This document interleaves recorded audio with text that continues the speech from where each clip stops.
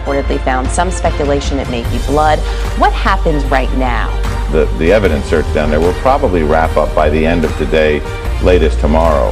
And they've taken out things that they have found: hair, pieces of paper, the mysterious stain that was found in the wall.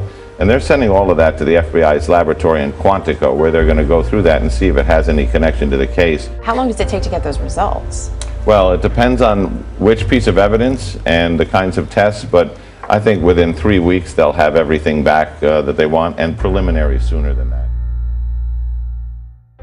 To use the phenolphthalein test, you first take the cotton swab, moisten it with a little bit of distilled water. Make sure that you do not over-moisten it. And then swab the suspected stain and add a drop of alcohol and a drop of phenolphthalein. And here you want to make sure you don't have the pink color change. If you do, you have a false positive.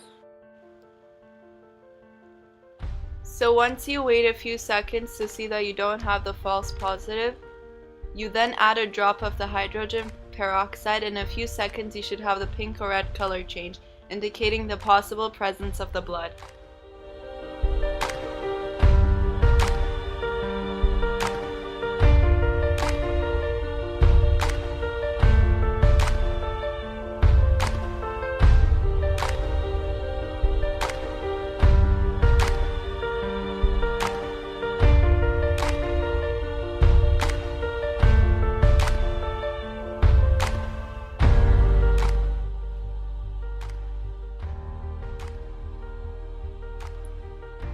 After initial crime scene photography and documentation have been completed, the crime scene investigator places his reference scales near the blood splatter and selects the individual stains for analysis. The investigator draws a line extending along the path or length axis of each selected stain. The area where these lines intersect is called the area of convergence, which indicated the approximate height of the incident that produced bloodshed.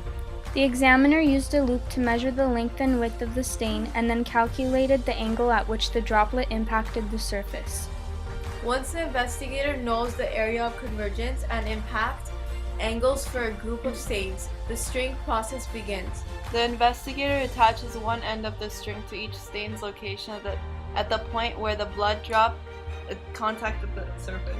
Then, using a protractor, pulls the string along the angle of impact and secures it to something stable. Once several strings are in place, the area of origin becomes visible. This complex, time-consuming process creates a three-dimensional model that indicates where the victim was located at the end of the event.